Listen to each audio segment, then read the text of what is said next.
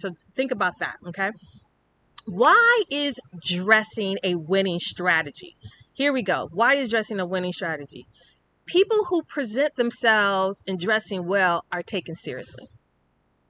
Just when you see somebody in a suit, you take them seriously. When you see somebody that dress nice, you do take them seriously. This is why a lot of times in court, it's required for the attorney to dress a certain way. I think some courts in some states have gotten lax and some countries have gotten lax. But if you go to especially if you go to a developing country, they're dressed in the suit. You know, you go to anywhere in the UK, if you're a barrister, you have your wig on, you have your gown on. There's a certain, you're just taken seriously when you're dressed a certain way. Here's another thing that when you're dressed up, when you're dressed another way, you set a standard.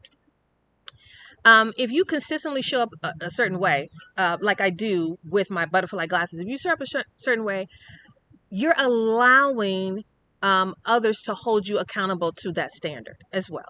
It's okay. You're allowing other people to hold you accountable because you normally show up a certain way. And let's just say if one time you don't show up a certain way, you're a little bit lax.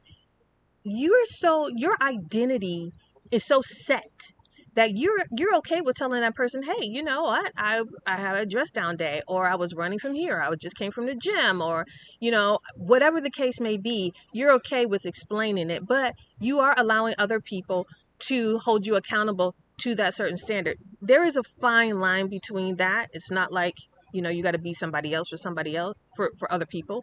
But I'm just saying it's okay to allow other people to set you accountable to a certain standard.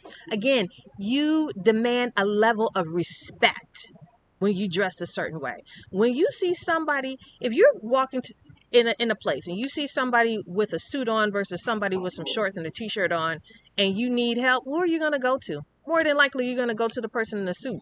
They may not be the one that has all the information, but there's a level of respect and there's a level of being taken seriously. So that's why it's the winning strategy that a lot of us need to employ. Here's another thing. When you dress up, it changes the way you show up. It changes the way you show up. You act differently in your good clothes. Okay. Remember when we were young, we had our school clothes and our play clothes. I don't know if we still do that now, but you just show up differently in your good clothes. And it also requires a certain posture. So when you're in clothes and you're dressing up and you're spiffy, you're dapper, you're dashing, your posture gets corrected. It does require your posture to get corrected. You're not mostly I know when I see my kids in church and I say, sit up, correct yourself. I do that all the time, no matter what they're wearing. But I'm just saying it requires a certain posture. So think about your posture.